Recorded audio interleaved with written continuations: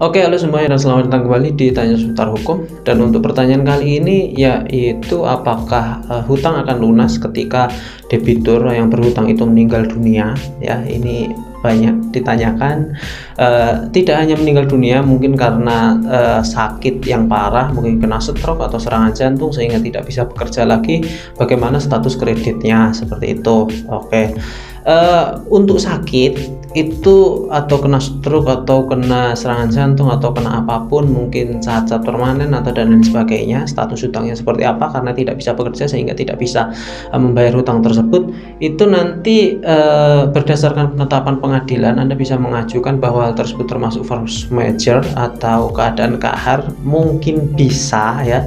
Tetapi kalau di undang-undang atau di kitab undang-undang hukum perdata yang mengatur mengenai perjanjian ya, diatur ketika pihak debitur itu meninggal ya, di dalam pasal 833 ayat 1 ya kitab undang-undang hukum perdata disebutkan bahwa secara langsung atau secara otomatis ketika seseorang itu meninggal, maka harta yang ditinggalkan beserta hutang yang ditinggalkan, berarti dua-duanya ya, harta yang ditinggalkan beserta hutang yang ditinggalkan itu langsung diturunkan ke ahli warisnya. Oleh karena itu ketika ada hutang maka tinggal jual aktivanya atau asetnya untuk melunasi hutang tersebut. Namun ketika yang diwariskan lebih banyak hutangnya, maka hutang tersebut tetap akan dibebankan kepada ahli warisnya. Seperti itu, baik menerima atau enggak itu secara otomatis secara hukum maka akan diberikan kepada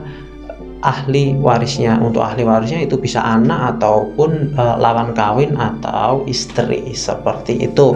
Dan mengenai bagaimana itu nanti dimasukkan dalam keadaan force majeure atau enggak, keadaan memaksa atau enggak, Anda bisa mengajukan atau penetapan hal tersebut di pengadilan. Bagaimana di klausul perjanjian utamanya atau perjanjian kreditnya itu ada atau enggak klausul yang menyatakan bahwa ketika dalam perjanjian ini ketika debitur meninggal maka hutang akan lunas. Ketika itu ada ya, ada kemungkinan besar nanti perjanjian akan dibatalkan atau mungkin akan berakhir karena salah satu pihak meninggal. Itu bisa saja seperti itu ya.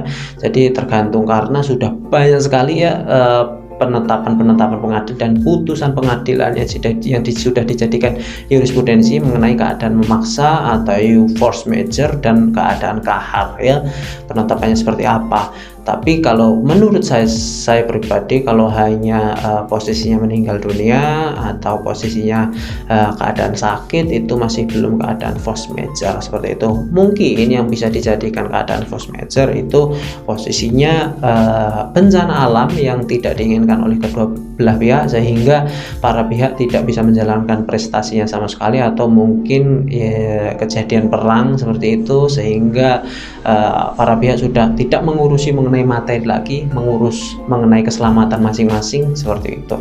Saya pikir itu cukup ya, seperti biasa. Semoga bermanfaat dan terima kasih. Assalamualaikum warahmatullahi wabarakatuh.